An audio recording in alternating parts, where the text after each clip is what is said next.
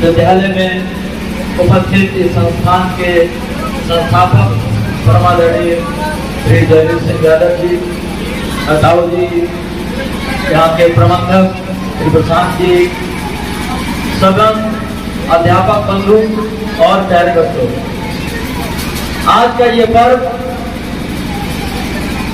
हमें स्वतंत्रता के वास्तविक मायने बताने के लिए याद किया जाता है, मनाया जाता है। हम स्वतंत्र तो हो गए थे, लेकिन हमारी व्यवस्थाएं किस प्रकार चलेंगी ये हमारे गणतंत्र ने ही तय किया जब संविधान हमारा लागू हुआ। बहुत ज्यादा बातें मैं नहीं करूंगा, केवल एक छोटी सी रचना आपको सुनाऊंगा, क्योंकि भाषण सुनने के लोग आदि नहीं होते हैं। ज्ञान के हालात पहले से ही बहुत खराब है, सबके पास अपना अपना ही फालतू हो रखा है, मतलब एक्स्ट्रा ज्ञान लेगा कौन, तो मैं भी देने का इच्छुक नहीं हूं। जब हम कभी किसी फौजी की शहादत की बात सुनते हैं,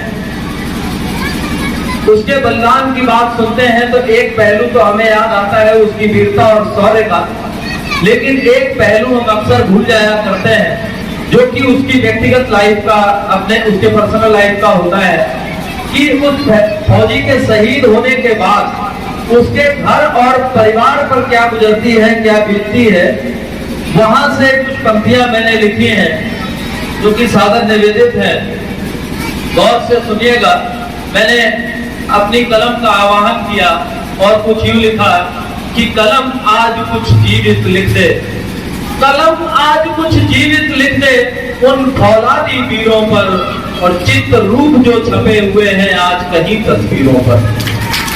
कलम आज कुछ जीवित लिख दे उन फौलादी वीरों पर, चित्र रूप जो छपे हुए हैं आज कहीं तस्वीरों पर, और जिनके तौर उसके आगे झुक गया शीश तूफानों का, और जिनकी दृढ़ता के आगे तन कांप उठा बेईमानों का। तू आज देश पर मिटने वाले वीरों की जय गाथा लिख, तू त्याग और बलिदान सुशोभित भारत माँ का माथा लिख। इतना लिखने के बाद एक बहुत ही मार्मिक पंक्ति है जो कि उस शहीद के घर वालों पर बीतती है। वहां से मैंने लिखा है कि लिख रुदन तड़पती गस खाती बेहोश पड़ी विधवाओं का, लिख रुदन तड़पती गस खाती बेहोश पड़ी विधवाओं का, लिख दर्द पुत्र की लाश लिए सुध खो बैठी अबलाओं का। माँ और पत्नी, इनका तो दर्द ऐसा है कि ये रो लेती है, लेकिन एक व्यक्ति ऐसा होता है पिता, जो अपने दर्द को आंसुओं में भी नहीं दिखा पाता। कारण ये है कि अगर वो टूट गया तो पूरा परिवार बिखर जाएगा। तो पिता के हालात क्या होते हैं, वो अगली पंक्तियों में है कि ऐ कलम तुझे क्या पता दर्द उन गुमसुम खड़े पिताओं का, और उनके सीने में धड़क रही ख्वाबों की अनंत चिताओं का। देखा होगा कैसे बहना ने राखी वाली थाली को, और कैसे घर खाने को दौड़ा होगा होली दिवाली को।